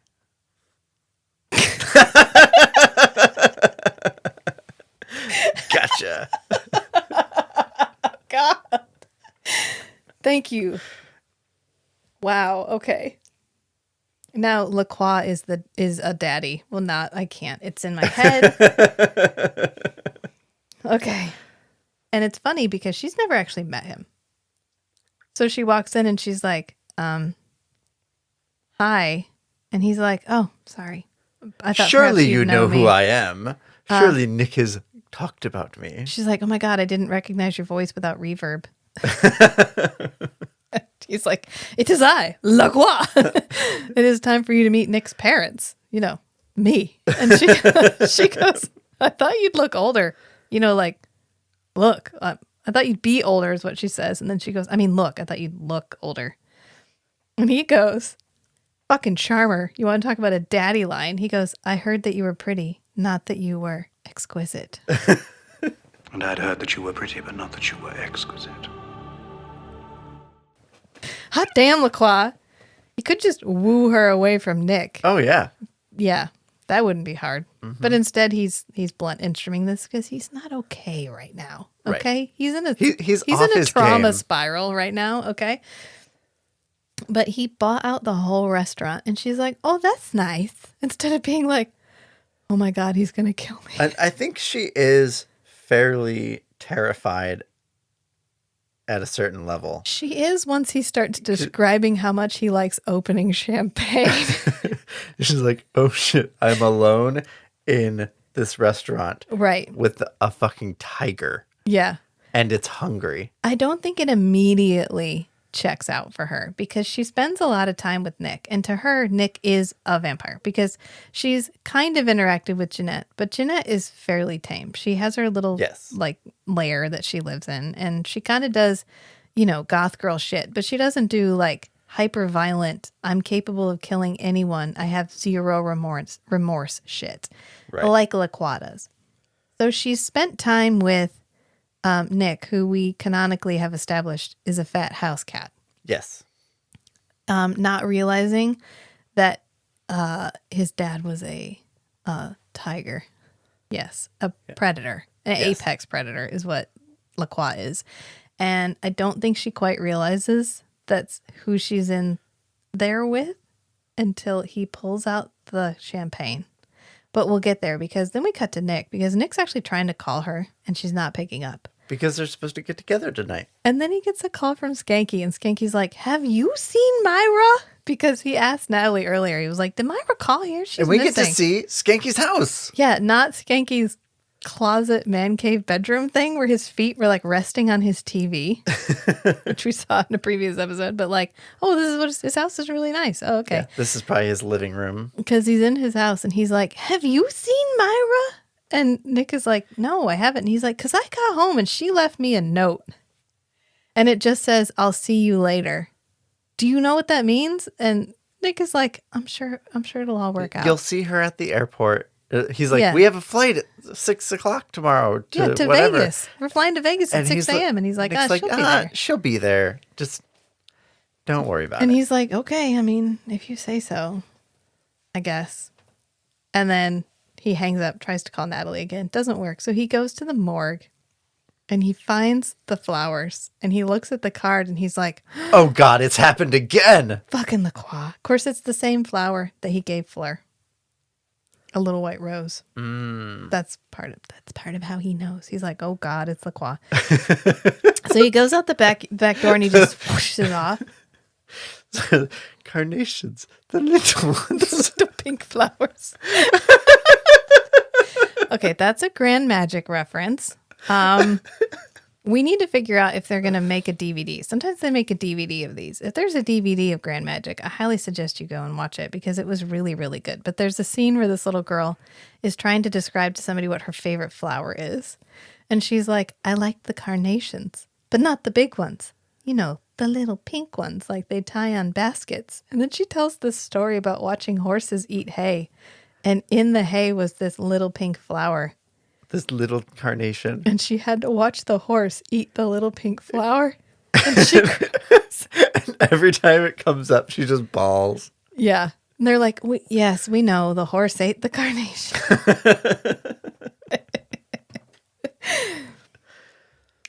And then we find out from another flashback that not only did Nick take Fleur away from Lacroix, but Lacroix was not as complicit in the choice as we thought, because he was like, He didn't someday, go along with it as smoothly yes, as it was implied. He's like, you know how someday you're going to fall in love? I'm going to fucking be there, and I'm going to take them from you. The way you took Fleur from me. And only then are we going to be even Steven. Not until then, Nick, and I'm going to be watching you forever. Like a hawk. And Nick is like, it's fine. He's going to get bored in like 15 years. Totally cool. It's all right. I'm never going to fall in love anyway. I'm never going to fall in love, and he's going to get over this, and it's going to be okay. Whoop, whoop, whoop. 800 years later. Looks like you're falling in love, Nick. God damn it. What did I do? Yeah, like why did the ballerina not count? I don't, because they hadn't come up with this plot line yet. Yeah. Okay. Yes. And Nick is like, yeah, okay. Like, I'm going to fall in love with a mortal. Okay, Dad. I'm with Jeanette. That's never going to happen. Did you see what I'm already hitting? God. And this is when we get to Lacroix's like, I've always enjoyed the ceremony of opening champagne. The pressure release. The fine spray. The vapor. Natalie's like, oh God, because he pops open the cork and she goes, She flinches. this whole scene is so magical. Is he talking about champagne, or is he talking about what happens when you rip open somebody's throat? Which could he be talking about? Yeah, Nigel Porque totally rocked no this los scene. dos. Yeah, he really does. This whole episode is Nigel's episode. He wins. He wins episode of the week. This is the best. I love this whole episode. And then he's like, so, Natalie, you love Nick, don't you? And she's like, yeah, I guess I do. And I think at this point she's a little bit under his spell, because we've established Oh yeah, he's the master. he's the best at this. Yeah, and she explains that she's trying to cure him. Yeah. And Lacroix's like, you are aware that there are certain things you do when you're in love that could be hazardous to your health if you do them with Nick. Because we know from the baby episode, they can't have traditional sex with a mortal, because Like Superman and Lois. do you remember Hancock, Yes. where he's going to ejaculate and he pushes her off, and then we see it like shoot a hole in his roof? Yeah, through the ceiling. Wow, that haunts me sometimes. I'll just be doing something and then I'm like, God, that was a weird scene. Hancock was the weirdest movie. Yeah. Just bizarre. It's so weird. Okay, that's a whole other story. That's a Strange and Beautiful book club story is what that is. Maybe someday we'll do Hancock. And the fact that it's actually 2 movies. Two disconnected movies that happen to have the same actors. Yeah, at a And certain they play point them back to back. Yeah. Yeah, it's a double feature. Yeah. But they're not. In disguise. In disguise. And then he toasts to new friends, old champagne, and the passions of the heart. And then he's like, Natalie, you do know what you're getting into, don't you? And she's like, yeah, no, I totally do. It's fine. I totally get what I'm getting into. And then he's like, okay, well, I've told that the food here is exquisite. And she's like, oh yeah, I feel really bad for you because you can't eat. This is a really weird conversation. I think she's just trying to fill the space, because she's like, I often feel bad for Nick because he can't eat. And eating is one of the greatest pleasures in life. I'm like, I agree. I also enjoy eating, Natalie. Thank you for standing up for those of us who enjoy food more than we probably should. But Lacroix's not answering her statements about solid food. He's like, I'm sure Nick has explained to you that someone with your radiance is far more satisfying than any food could be. He's talking about killing you, Natalie. And Natalie's like, okay, well, so we're working on curing him of that anyway. And he's like, have you considered that what you love about him is the fact that he's a vampire. Switcho reverso. Do you love his innocence? Oh, I mean, his vampireness. And if you take that away, you won't love him anymore? And Natalie's like, I'm mildly unconscious. She's pretty much mildly unconscious. She just gets more and more like glazed over. Yeah. It's probably the combined, like, Nick is coming into range, which can confirm that's approximately 25 feet or so. However far away we were from the door. Nick is coming into range. And then Nigel Bennett is also there. So it's this, she had no hope, right? She's just knocked out by the combined pheromones. And Nick arrives just as Lacroix is about to bite Natalie. And then he's like, God damn it, Lacroix. You said you would not meddle in my affairs. What part of that promise did you feel like you could break? And he's like, oh, ho, ho. This is an older contract. This is an older contract. He's like, no. That is not what this is about. I am not meddling in your affairs any more than you fucking meddled in my affairs. And then he like socks Nick across the face. Nick flies off. He hits a potted plant. Yeah. Fisticuffs ensues is what it says in my notes. And Nick is like, fucking seriously, Lacroix, do you think this is really about love? Do you think I actually love this woman? Are you kidding me? Don't you think I'm self-serving? She knows what I am. She's trying to get me what I want. You know from experience, I will do a lot of real fucked up shit to get what I want. Now watch me do some fucked up shit to convince you that I really just want to eat her and use her for her scientific capabilities. And I love how taken aback by it Lacroix is. Lacroix's like, seriously? And he's like, yeah. You've just been pretending this whole time? I'm just using her. Oh my God. You think you would understand the concept of using somebody for what they're worth and then discarding them. And Lacroix's like, he's kind of like, oh. He's like, I'm a little grossed out right now. And I kind of respect you a little bit. Like, kudos. kudos. He goes, your hypocrisy is freaking me out a little. He goes, it's really gross. And Nick is like, fucking am who I am. So sorry, Dad. I don't know what you want from I learned from the best. Learn from the best. And as he's like mouth open, like, No, wait, no, we're not there yet. Oh my God. No. Don't jump the shark yet. Okay, so this is an interesting interaction. I just wanted to take a step back from where we're going because we're getting there. But the fact that Lacroix expected better of Nick is really interesting. He is not immediately like, tell me about it. We're using her? How? How are we using her? Can I use her too? What are we doing? Can I get on with the game? He's like, you are not who I thought you were. I have seen it with my own eyes. Do you think this is about love? This is about survival, Lacroix. She knows what I am. She's working to lift this curse from me. If she happens to have an infatuation for me, is it not in my best interests to humor her?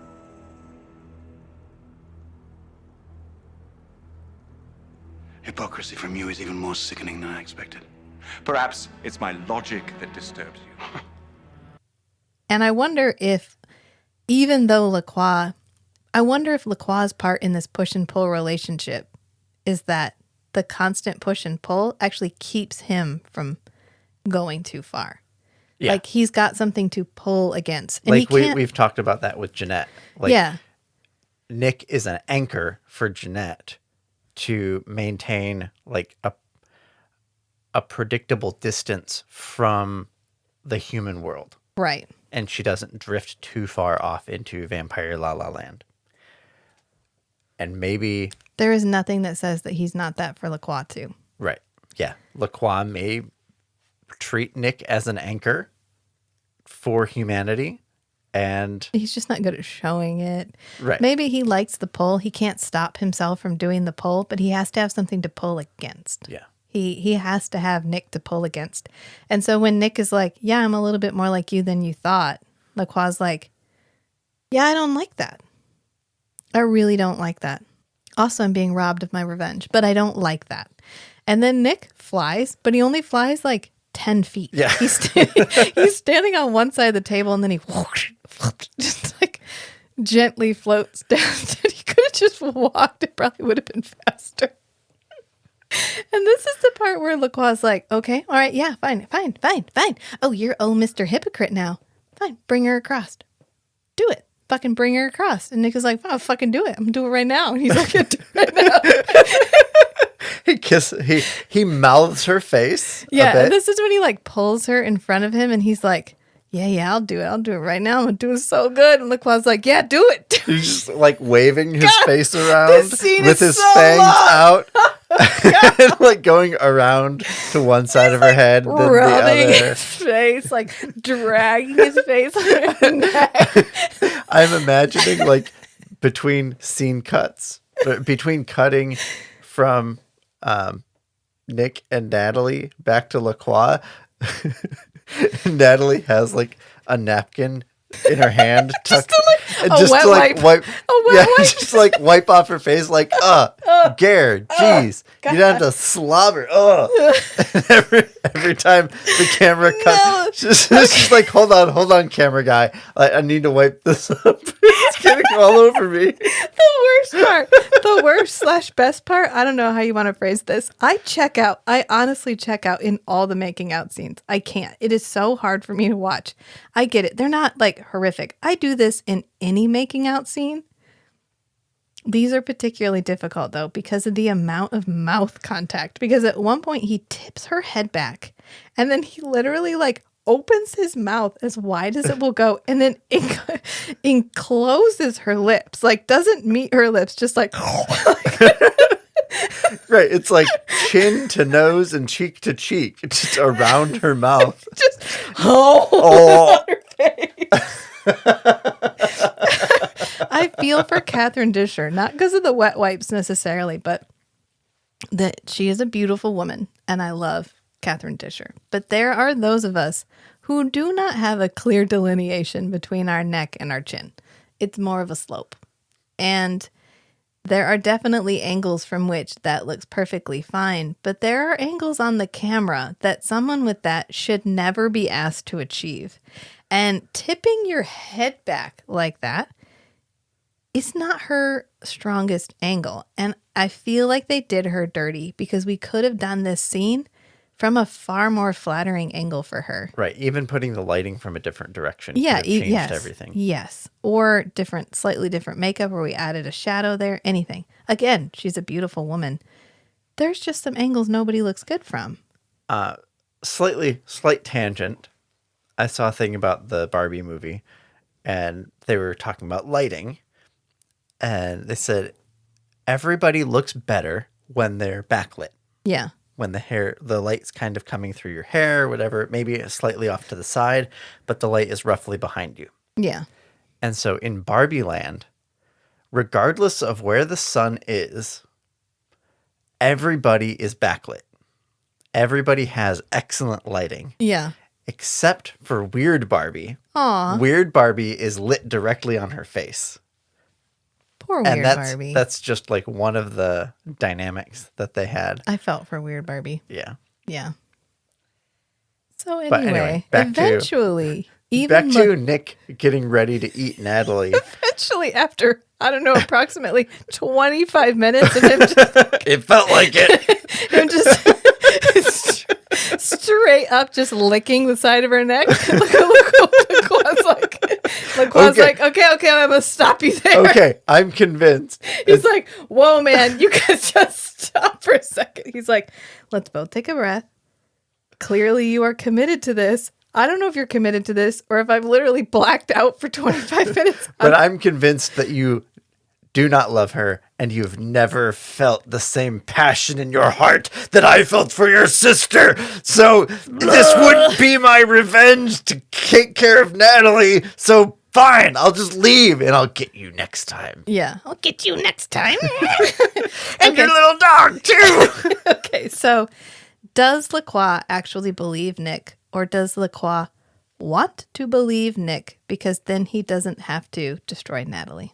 Because I don't buy that LaCroix believes this for a fucking second. Right. One, because we know LaCroix can read his mind. We know LaCroix can feel his emotions. Nick has to be terrified right now. And Nick could have just brought her across, but instead he just made him wildly uncomfortable for half an hour. And so I think LaCroix is like, okay. Okay, here's my take on it. Okay. LaCroix is very aware of Nick's circumstances and his motivations, what's keeping him here and who is keeping him here in this nice little bubble of predictable schedules and interactions and what Nick is going to be up to. LaQuan knows where Nick's going to be. He knows when Nick is going to be driving around, so he knows when to get on his radio station and talk. And he can have this dynamic with Nick. They've got a rhythm going. They've got a rhythm going. Yeah. And if Natalie either dies or becomes a Nick's going to leave. Yeah. And he's going to be like, that's not going to work. Like if he turns Natalie into a vampire, they have to go somewhere else. Yeah. Because Natalie can't keep living in Toronto as a vampire. It would be complicated. Yeah. And so, like, oh yeah, Nick's sun allergy is contagious. Darn. Look at that. Maybe that would work. But it would disrupt their rhythm that they have. And so LaCroix maybe, like, he doesn't want to disrupt that rhythm. So he's like, Nick has made enough of a fool of himself in this event that, he's paid the cost. Yeah. Of broadcasting his love for Natalie. Yeah. So that's enough for now. Yeah. I just wanted to make him uncomfortable, but he ended up making me uncomfortable. He made it weird. He made it weird. All right. I wonder, personally, if LaCroix doesn't realize that with Nick's desperation for a change in his life, that there isn't a point at which he will push Nick too far. Because he has to realize the next logical step for Nick after I can never reclaim my mortality and I'm not okay with being a vampire for eternity is I'm just going to stop being anything. Oh, he's going to call himself. Yes. And I wonder, that's from a book we're reading right now. We'll talk about it. We'll talk about it eventually. On the book club. On the Strange and Beautiful Book Club. But I wonder if he's not like, okay, maybe this is too far. And his whole purpose was to drive them apart. And I think he realizes that this will drive them apart. And that's sufficient. Yeah. Because now he doesn't Nick, want to lose Nick. He just wants Nick to know he's not forgiven. Yeah. And I think he accomplished that. And I think he conveyed to Nick that you're not allowed to be in a happy relationship because of what you did to me. Yeah. I'm still watching you. And so... But I'm not watching you make out with her for one more minute.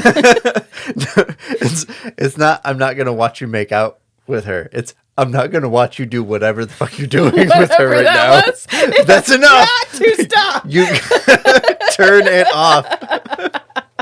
Put those away. Put all of it away. All of it.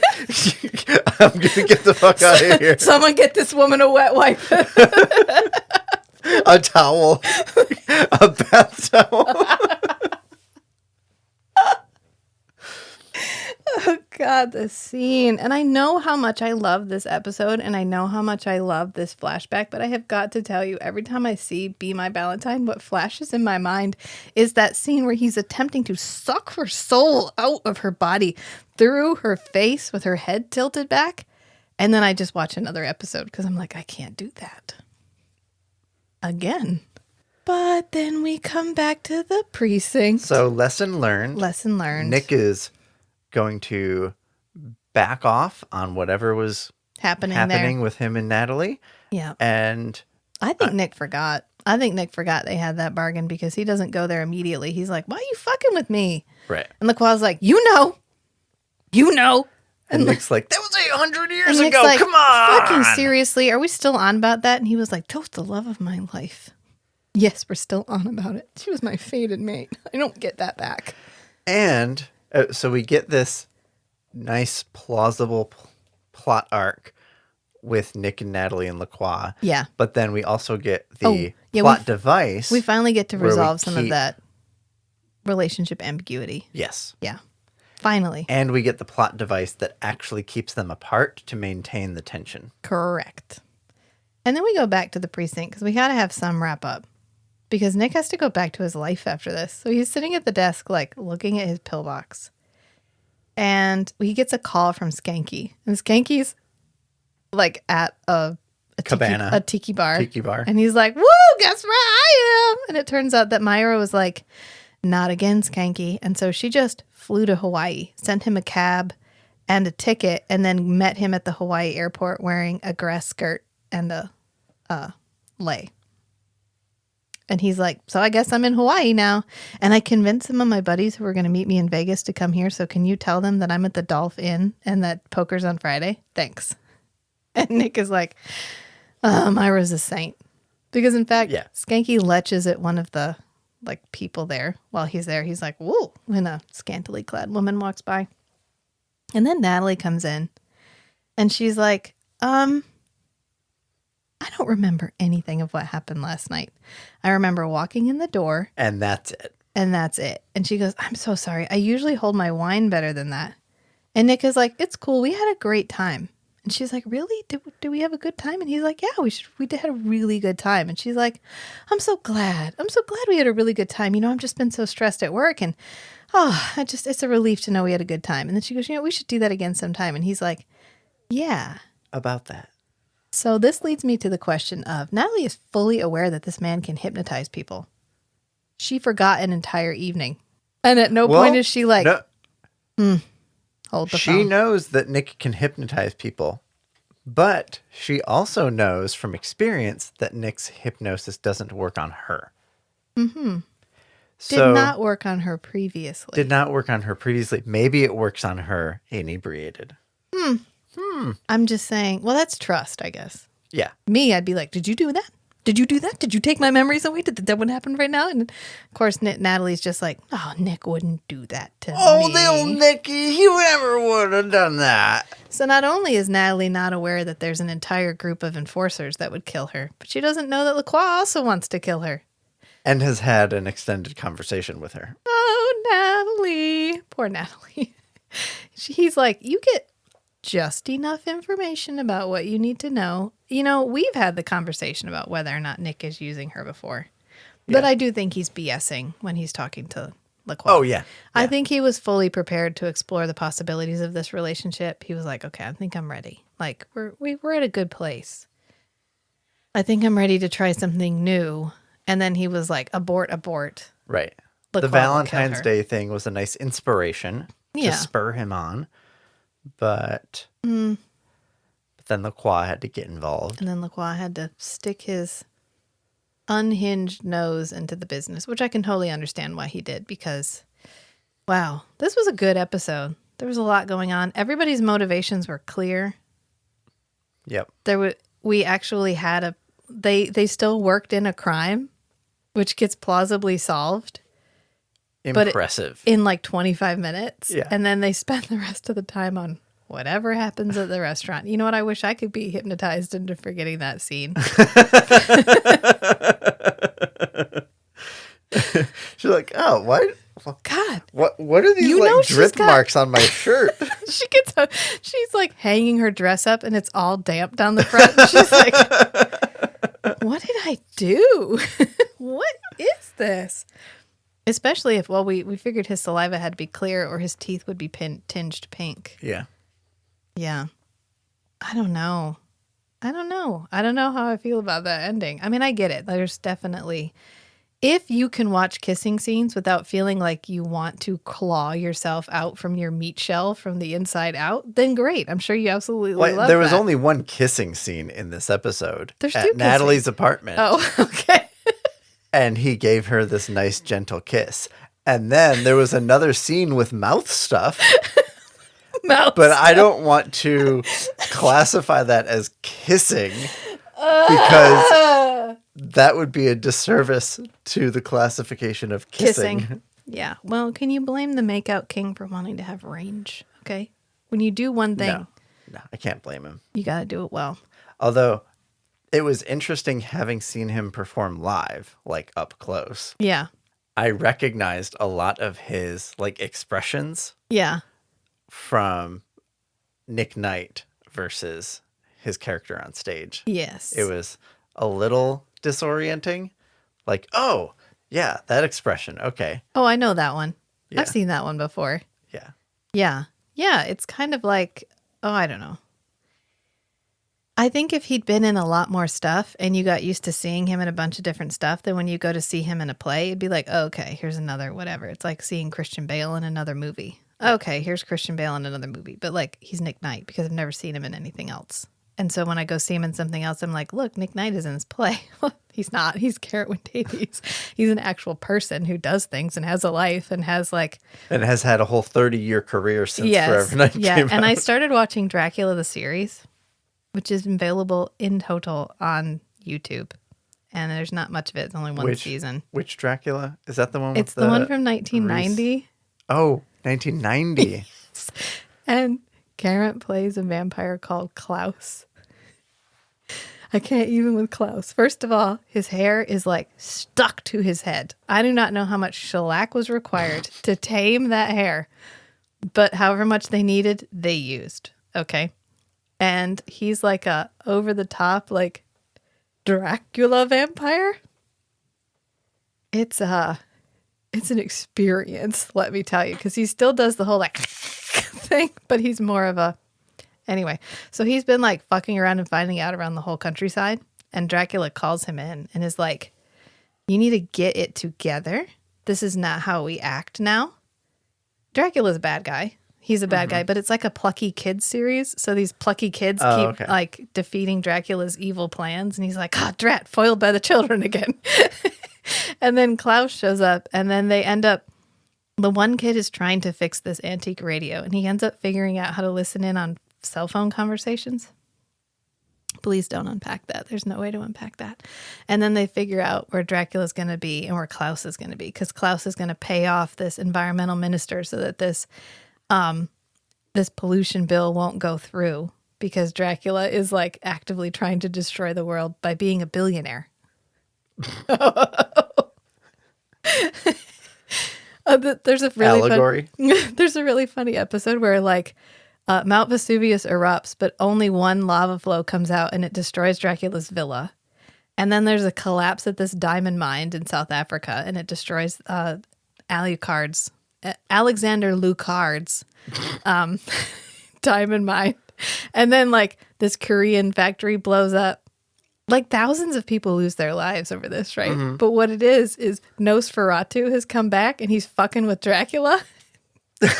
Just wiping out Dracula's and he's like, Nosferatu, doing that again. What? But anyway, the whole point of this is, it turns out that the plucky child's like mentor character, who is Van Helsing, like Uncle Gustav. So Gustav Van Helsing is the like older mentor, eccentric, older, plucky kid mentor character. And Klaus is his son. And so there's a scene where it's St. George's Eve, so every vampire must return to their tomb. So it turns out that Klaus's tomb is in this like city park, and it's this giant like overwrought tomb. And so he traps him with holy water, and then he's like, don't leave me like this. And of course it's Garrett Wynn Davies, so he's like, no, don't leave me like this. And then he's like leaving, and he's like, please release me. And then he shuts the door and he goes, don't do this. And it's like the saddest, most plaintive little don't do this. And Meg talked about this on the Vamping Out with Meg episode, which is Garrett is having so much fucking fun with this character. And then every once in a while that like, I am a Shakespearean actor, just can't help but just leak out through his pores. Mm-hmm. And so he's doing this whole, I'm a eccentric, overwrought vampire who's been fucking around the countryside for years.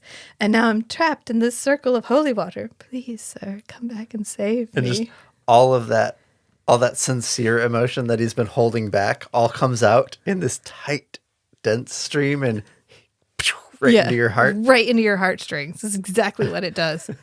Anyway, if anybody wants to do something while you're done, well, you could, of course, you probably watched all of Forever Night. If you need something to watch, the Dracula series was pretty funny. It grew on me. The first couple episodes, I was like, I don't like plucky kids from the 90s. This is really hard.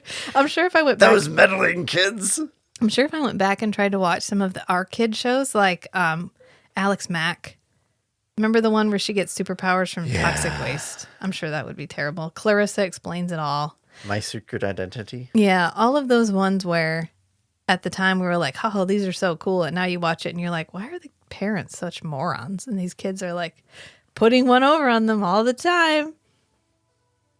I don't know. It's a thing. So anyway, I guess we'll just leave it there because we diverged. Okay, I guess until next time, friends. Until next time. Bye. Bye.